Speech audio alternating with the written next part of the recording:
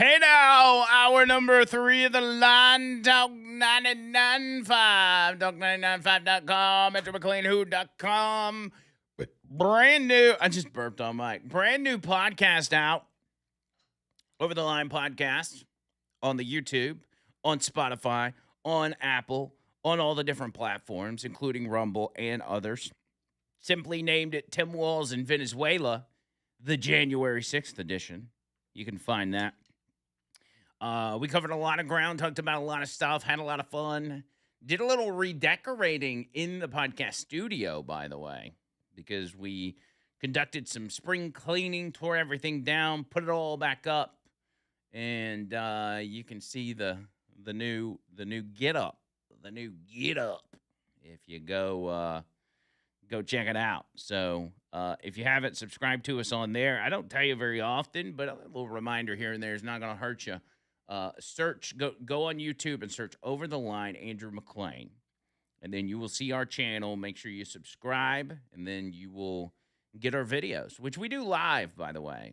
We do them live on Tuesdays and Fridays, but you can always rewatch them at your convenience. But for now, I want you to go to Real Talk 99.5 TV on YouTube and join me on the YouTube. You can watch me do this show live, and I know you're thinking to yourself, what's the fun in just staring at your ugly face for hours on end? Well, dare I say that we can switch it up a little bit, and Carrie can be on camera as well, which he's trying to do a better job of doing whenever he talks on mic. Isn't that right, Carrie? That is correct. You gotta put your. You want me to hit the camera? Yeah, go ahead and hit the camera. Now say it again. That is correct. But you're barely in the frame there. How do they have your camera set up in there? Is it on a post like this, or no? It is. Well, no, it's just a regular stand. Do I need to move it? Yeah. See if you can move it to the other way. See what it looks like. Yeah, like that a little bit. Okay. You're a little better. See, I think you would be well served by doing that more often. I think people like to see you when you talk. Well, I'll try to remember to start turning it on. I think it should be a requirement for all, because I don't know how often Steve West does it. It's hard for you guys to remember to even hit all these buttons because you've got a million other buttons to hit. But I think as a guy that does video podcasting, I'm constantly thinking about like what looks good, because while the content is important, but if you want to keep people engaged, you got to be providing something that looks good on camera to hold the attention. And you want me to turn my camera on?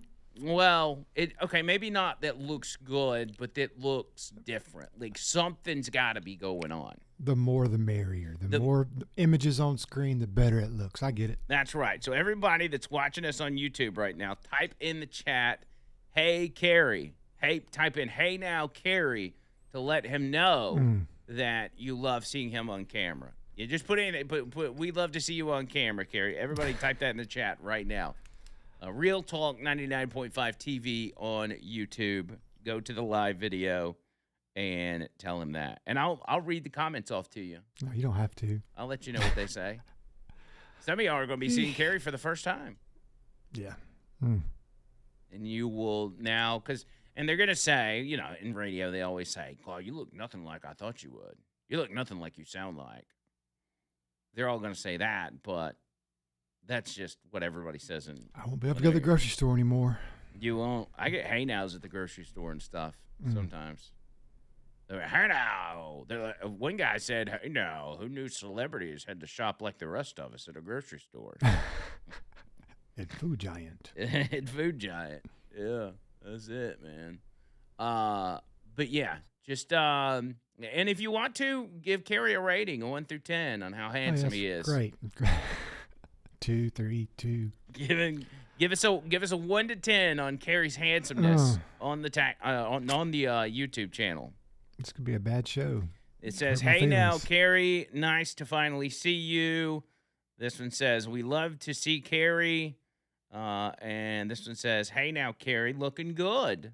So look, it's all nice, but everybody's spelling your name Cary, but it's Kerry. Kerry, yes. Which is usually how women would spell it, right? Which way? With the K. I mean, usually it's Keri for women, but or Kari. Yeah. There's several different ways you can spell it. Well, yeah, I guess as long as you don't have an I in there, it's not really I went to female related. Yeah. Cary or Kerry. It's usually the most for men. But to clarify, you are Kerry. Kerry. More people. Hey now, Kerry. Another hey now, Kerry. Look at everybody getting in there.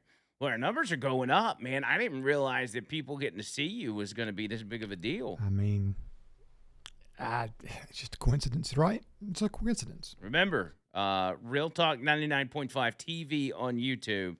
To see Kerry, give us a 1 to 10 on how handsome he is. Great.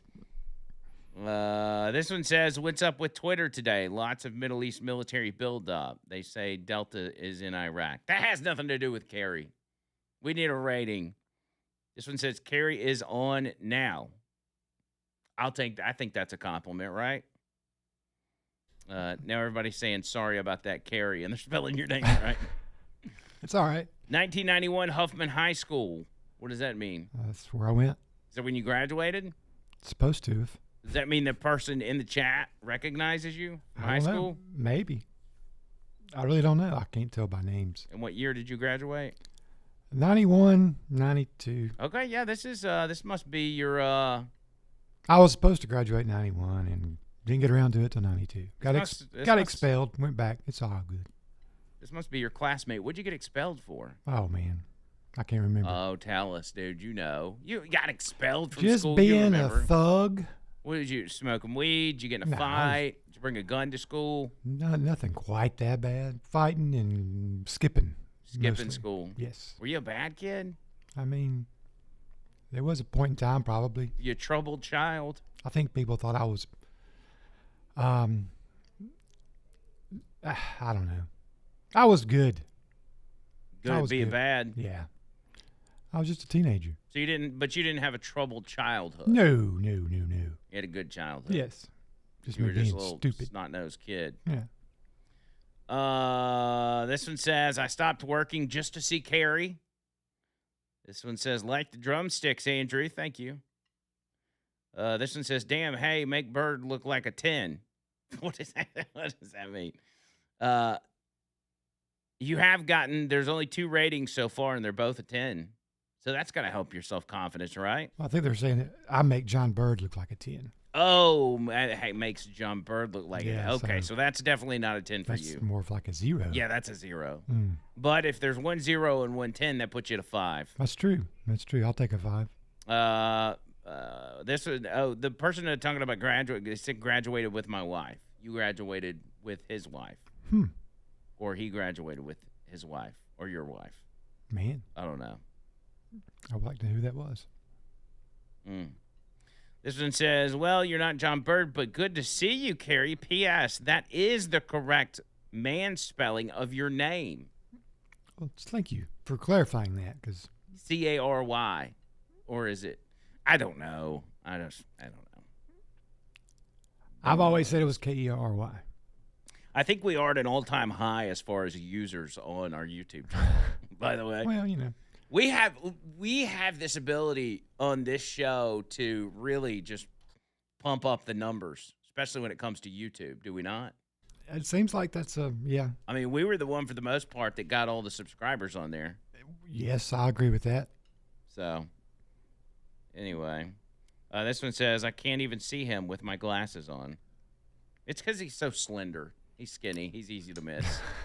Well, take your glasses off. He's a slender 10. All right, so Christy Dome speaking now in never mind. That's at a border event in Texas.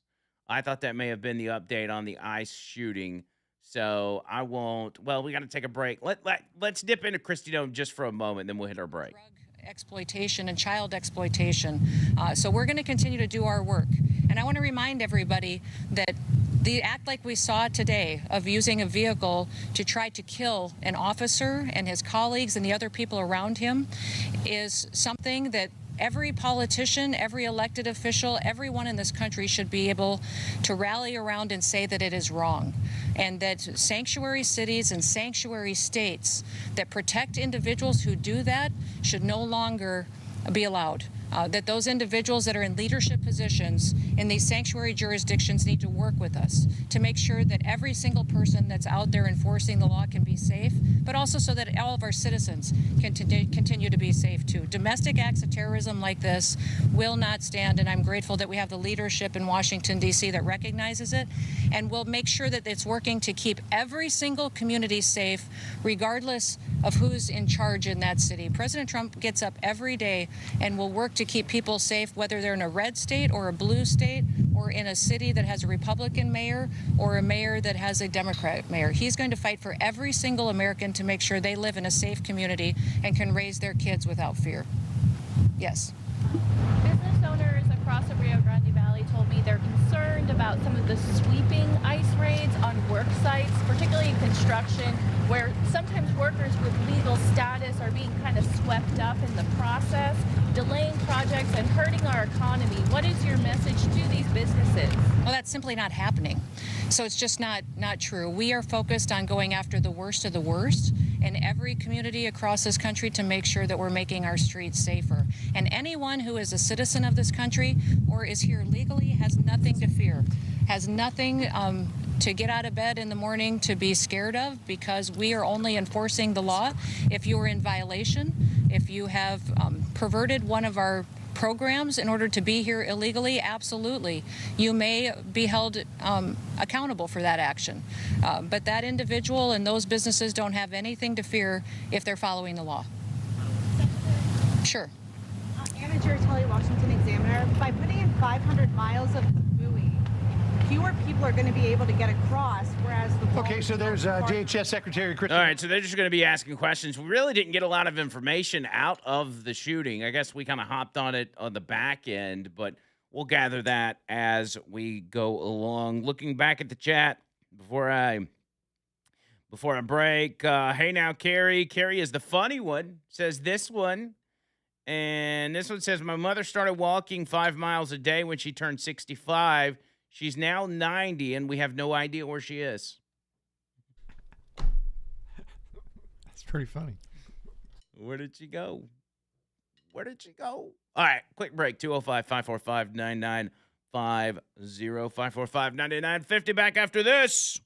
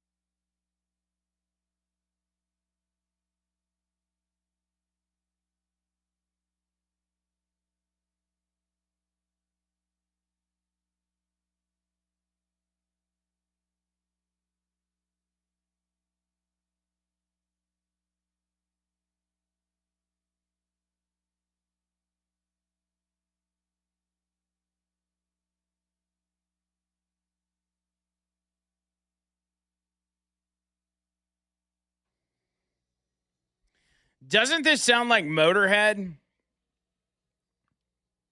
But it's not, is it? It is Motorhead, yes. Oh, it is Motorhead. That's why it sounds like it. I was thinking it was somebody else. Oh, yeah, this is the Ace of Spades. The Ace of Spades. The Ace of Spades. All right, so it seems like what we had is a jabroni trying to run over an ICE officer and got blasted. Good for them. I don't know the status of the person that got shot, but just another incident of FAFO. It's not just Trump doing the FAFOs. The ICE agents will do that as well. And that wasn't the official update. There's going to be an update from, I guess, ICE in Minnesota. Kristi Noem was in Texas for a border event. So that's where the confusion comes, that she wasn't there to speak on that particular issue. But as soon as that pops up, we will bring it to you. If you want to get in on the show, 205-545-9950. Chuck Davis bringing you this part of the show. Actually, I left Chuck a message today. I was going to see if I could come by and see him and just hang out and shoot the breeze. I've got, situations going on with me that I have to update him on and see where we're at on this, that, and the other. But I always enjoy going to talk to Chuck because he's a good dude. He's a friend, obviously, but we also have that personal relationship of, attorney-client. And in both relationships, like, he's just number one. I'm so glad to be partnered up with him. I'm so glad to be represented by him, and you will be too if you find yourself in a situation such as divorce or custody battles, and you've got a fight ahead of you, or you want to make sure you get the best outcome for yourself or the best outcome for your children. You need to get with Chuck because he knows that system better than most. He's been doing it a long, long time. All of his information on chuckdavislaw.com, little bio there, kind of talking about what he's done, what he does now. Wills, get the wills done, the probate, the contracts, also personal injury. That's a big thing. There's so many people out there that have been affected by personal injury, and in some cases, it's put you in debt because of medical bills and everything else, and the injury was not your fault. People owe you compensation in those situations, but they're not just going to do it because they feel like helping you out. You got to get an attorney on your side that's going to help fight for that. Chuck is that guy, so reach out to him, 205-823-9992. It's 205-823-9992 and online, chuckdavislaw.com. No representation is made that the legal services provided are superior to the legal services provided by other lawyers. So, speaking of Minnesota, Tim Walz admitting guilt in the Somali fraud. Good for him. Hopefully accountability will be coming soon. But in the instance of this ICE shooting, ICE agents have been in the crosshairs throughout this entire process, throughout this entire term, but even more so on other issues such as simply booking a hotel room. So a couple days ago, it comes out, an email is shared from Hilton Hotels in Minnesota canceling reservations for DHS law enforcement officers in Minneapolis, saying that they are not going to support in any way, shape, or form any sort of ICE activities. So even though DHS had booked the rooms, the hotels canceled the rooms. And if there is ever a bad PR move, such as Bud Light or whatever, this is it. This is a bad PR move. Big time. Homeland Security's X account shared the email showing Hilton Hotels had abruptly canceled reservations for officers in Minneapolis for daring to round up dangerous illegals. The specific hotel in question is the Hampton Inn in Lakeville property. They said, after further investigation online, we have found information about immigration work connected to your name, and we will be canceling your reservation. And it says you should see a proper cancellation email in your inbox shortly. Another one says, this email is in regards to the reservation you made with the Hampton Inn Lakeville property. We have noted an influx of government reservations made today that have been for DHS, and we are not allowing any ICE or immigration agents to stay at our property. If you are with DHS or immigration, let us know as well as we will have to cancel your reservation. Please pass on this info to your coworkers that we are not allowing any immigration agents to house on our property. Now, of course, they're probably trying to protect their housekeeping. That probably is part of it. But that's pretty bad.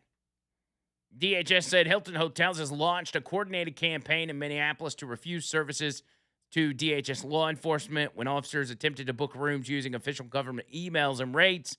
Hilton Hotels maliciously canceled their reservations. This is unacceptable. Why is Hilton Hotels siding with murderers and rapists to deliberately undermine and impede DHS law enforcement from their mission to enforce our nation's immigration laws? Boy, what a bad look that is.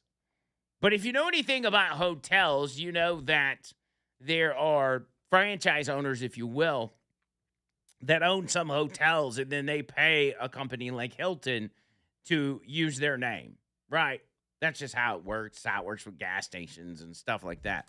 So even though this is likely a, Muhammad or Ramad or whoever owns this hotel is not Hilton corporate, it's still a pretty daggum bad look. It's still a pretty bad look. And so Hilton immediately comes out and says that they're taking immediate action. They said, let me find their statements. Hilton Corporate later released a statement saying they have been in touch with the hotel's independent ownership, Everpeak, who apologized and assured them the situation had been rectified. DHS agents would supposedly be allowed to return to the establishment. I don't know that I would want to stay there at that point. But they went to the hotel Monday night and quickly discovered the statement was statement was an outright lie. Nick Sorter, journalist, went to the front desk and asked the front desk to book some rooms for DHS agents. He had previously conducted research and knew that there were 10 rooms available, but the front desk clerk informed Sorter that the anti-immigration law enforcement order remained in effect. Contrary to management's previous statement, he made it clear that he had just spoken with the owner, who confirmed that no changes had been made. So they stuck with it. So Hilton Corporate comes out and says the independent hotel owner that assured us that they had fixed the problem and published a message confirming this. A recent video clearly raises concerns that they are not meeting our standards and values. We are taking immediate action to remove this hotel from our hotel systems.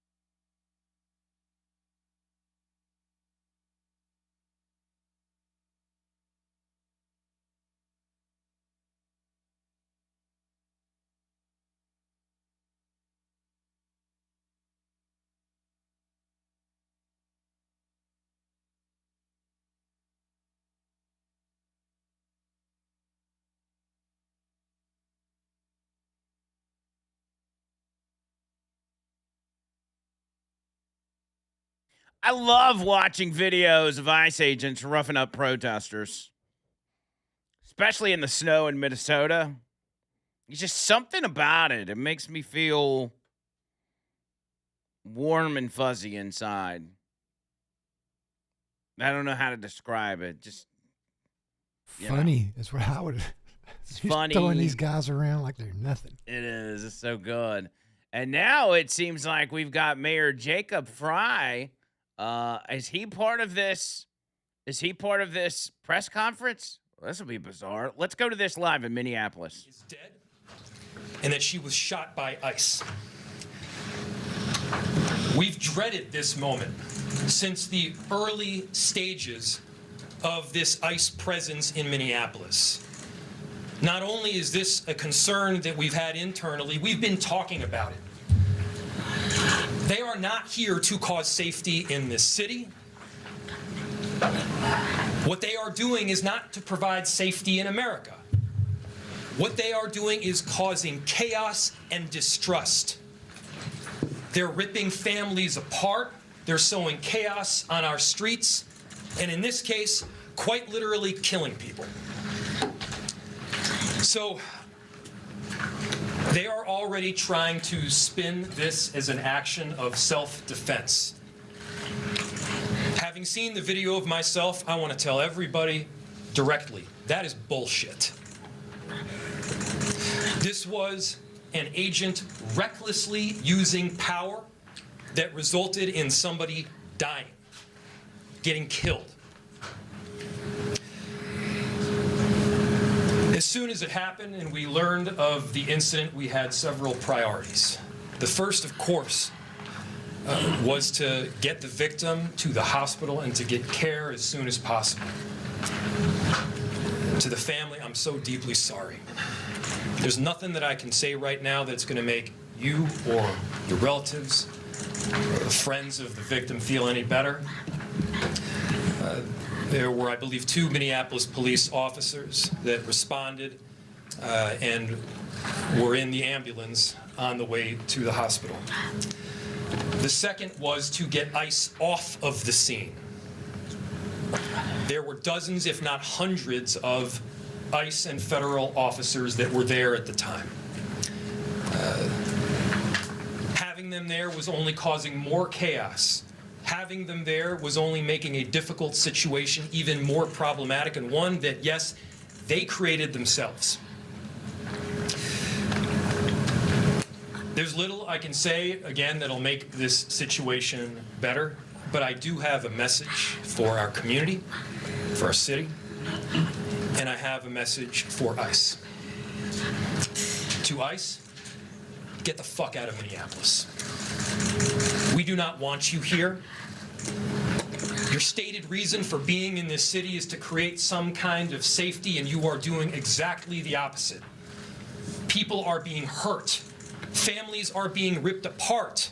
Long-term Minneapolis residents that have contributed so greatly to our city, to our culture, to our economy are being terrorized, and now somebody is dead.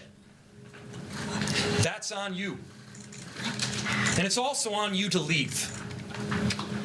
It's on you to make sure that further damage, further loss of life and injury is not done. We're going to be working towards justice as quickly as we possibly can right now. And justice is what we've all got to get.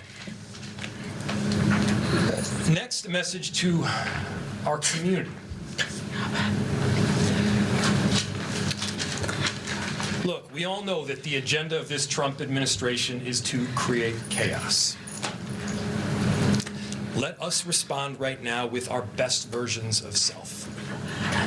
This is a moment where all of us in Minneapolis and beyond, we can rise to the occasion. We can show them who we are. We can show them the kind of courage, bravery, love, and compassion that makes Minneapolis, Minneapolis, and that makes America, America. We are better than a bunch of ICE agents being deployed to cities around the country and ripping apart families and communities. We're better than that. And so we are going to meet that hate with love. We are going to meet that despair with hope. We are going to meet that injustice with constitutional justice ourselves. And we're going to make sure that in this very difficult moment, we do not take the bait that these ICE agents are trying to create and that the federal government, to be clear, wants. They want us to respond in a way that creates a military occupation in our city. They want an excuse to come in and show the kind of force that will create more chaos and more despair. Let's not let them. Let's rise to this occasion. Let's show them something far more beautiful than the kind of division that they're trying to stoke. Let's show them unity of purpose, of love, and the courage of our conviction. Our conviction, to be clear, is rock solid, and it is for our neighbors, all of our neighbors. It's for people who have lived here for 80 years. It is for new immigrants who have made this city a better place. That's the kind of love that we're going to show up with right now. If you're angry, I get it. I am too. If you're feeling that kind of despair, it's understandable. Let's show them who we can be. Let's show up with peace. To march, to protest, to hug one another, to love all the way with peace. Do not give them what they want.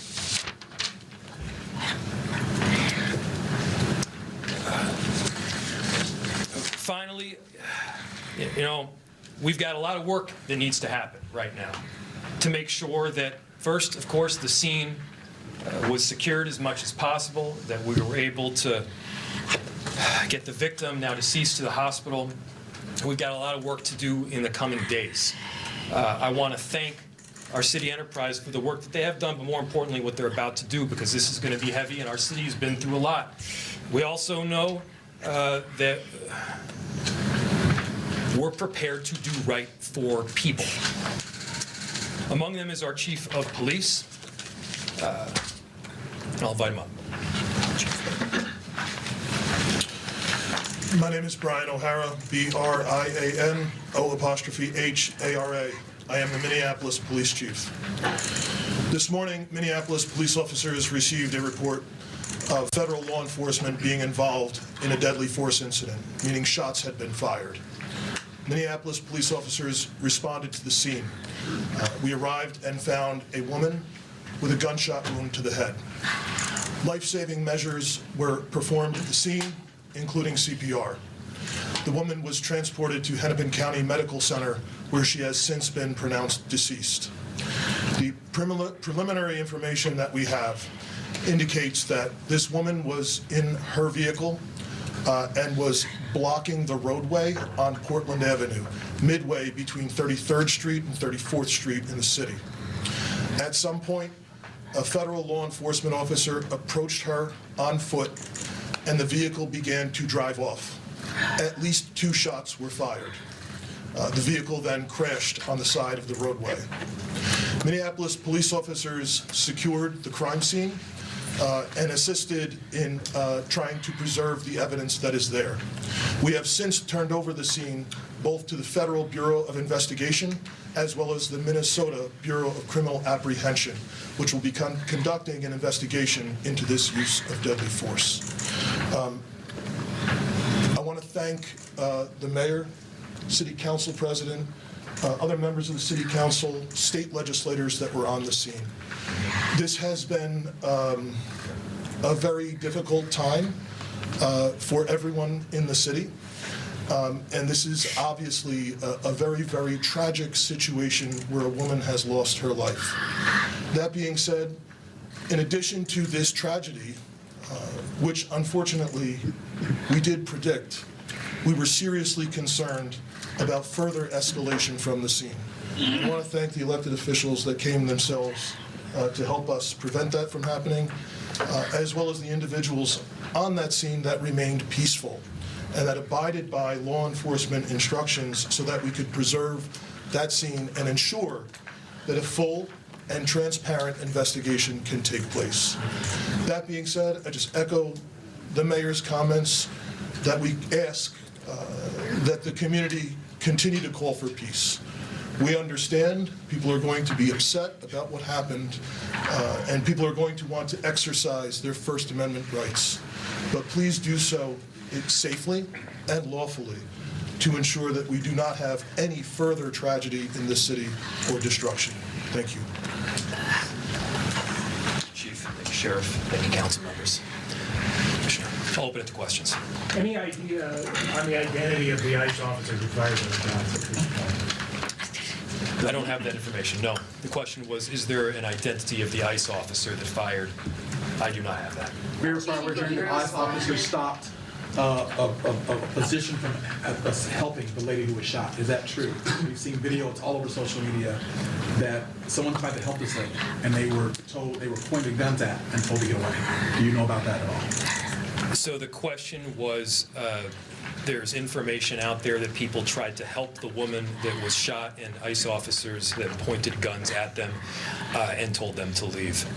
I do not have that information. I myself saw a video of the shots being fired as the car was driving away. What I can tell you is the narrative that this was just done in self-defense is a garbage narrative. That is not true. It has no truth. And it needs to be stated very clearly, since we have already seen a video of it. I do not know as to what you're talking so, about. Mayor, she wasn't driving. She wasn't driving the car toward him, using her vehicle as a weapon. That does not appear to be the case at all. What's the city's protocol when an observer or an activist calls 911? They say an agent's following them or an agent's pointing a gun at them. How does the city of Minneapolis handle that situation going forward, considering what just happened today? Repeat it one more time. I missed the first part of what you said. I'll turn it over to the chief. Yeah. What does the city do when someone calls 911 and a federal agent's pointing a gun at them, that sort of thing? I'll turn it over to the chief. The question is, what does someone do when a federal agent is pointing a gun at them? Chief. So, if I heard you correctly, the question is about when people call 911, yes. What is the city's protocol in these situations? We've had a very dramatic increase in 911 calls related to this activity. We have a protocol in place that has been evolving as the situation has been changing. And at this time, there is a designated supervisor that is on duty 24/7 that fields those calls. And we do everything that we can to ensure that they are appropriately prioritized, with the priority being placed upon the protection of life and safety of everyone in the community. Can you tell us any more about the woman who was fatally shot? Was she there as a legal observer, protester, bystander? What do you know that you can share? So the question was, what can I share about the deceased? There is nothing to indicate that this woman was the target of any law enforcement investigation or activity. This woman was in her car, and it appears then blocking the street because of the presence of federal law enforcement, which is obviously something that has been happening not just in Minneapolis, but around the country. She appears to be a middle-aged white woman. Chief, just about a month ago, you said these unplanned and questionable tactics by federal agents would result in someone being killed at a press conference right here. Do you consider today's tactics in line with that, or do you just have a generic response to the fact that somebody is now dead? The question is that I had previously made several statements about being concerned about the tactics being employed. I am obviously very concerned that I have been told that a woman who was sitting in her car blocking the street and not the target of any enforcement activity is now deceased. However, I do not know, to be clear, I do not know the exact circumstances of the shooting, but I would tell you, in any professional law enforcement agency in the country, I think they would tell you it's obviously very concerning whenever there's a shooting into a vehicle of someone who's not armed. But it also is something that is possible. At times, it is justified. But it is very concerning, and it's something that most law enforcement agencies in the country train very intensely to try and minimize the risk that law enforcement officers get placed into a situation that the need for deadly force would be necessary. Has there been any indication of that need in this case? I didn't hear the question. Has there been any indication of the need to shoot into the vehicle? The question was any indication about the need. I guess getting back to the justification of this, I have not seen any information other than what I have communicated. Was she alone in the car? Were there children in the car with her? The question was if she was alone in the car.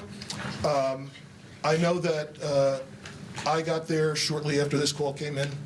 I did not see anyone else with her while I was on the scene. However, I've since been told by our officers that have been with her the entire time that a spouse has arrived at the hospital. Mayor, just curious if you're thinking about contacting federal authorities to register your concerns about this, personally making phone calls, et cetera. Yes, we've been on the phone all morning. As soon as we learned about this, again, there were a series of priorities that we needed to go through. The first, of course, is to keep people safe and to help the victim in any way that we could. The second was to get ICE off of the scene. There was the notion that ICE agents would be necessary to create a perimeter around the scene itself. They themselves were creating the kind of dysfunction and chaos that they claimed to be trying to help with. And so the message that we delivered very clearly was to make them leave. Now, beyond leaving the scene, they should also leave our city and our state. We do work, our chief does work, our sheriff does work every single day to keep people safe in our city and in our state. And crime is dramatically down. Crime is down. It continues to trend down. They are doing the hard work of investigating, of arresting perpetrators of violent crime. What this federal administration is doing right now is not about creating safety.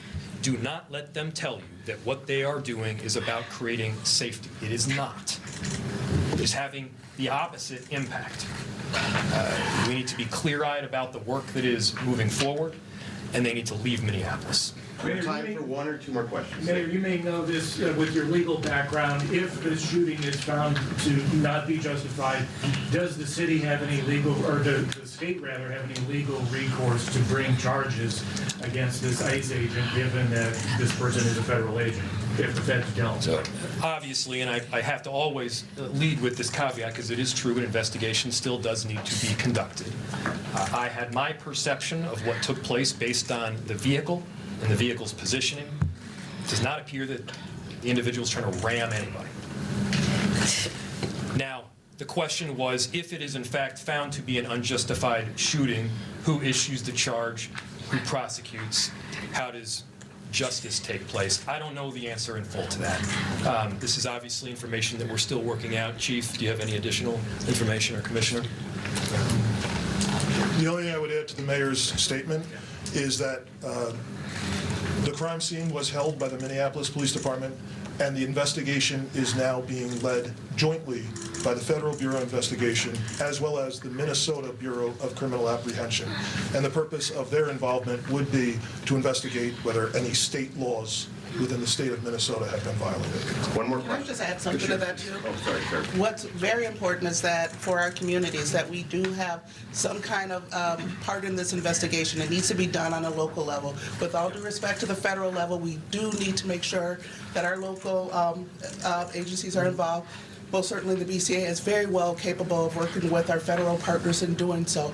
That is something that is needed for our communities, and so that's something that I can tell you that there's already been conversations from the U.S. Attorney's Office to the BCA that have already taken place today. How that's going to roll out, we don't know yet, but we are making sure that there is some kind of local entity, namely the BCA, that has a part in this investigation for the purposes of transparency and expedient transparency as to what happened today.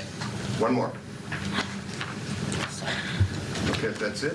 Thank you, everybody. Again, thank you everybody for coming. Thank you to the media for being here and disseminating this very important information around this tragic incident.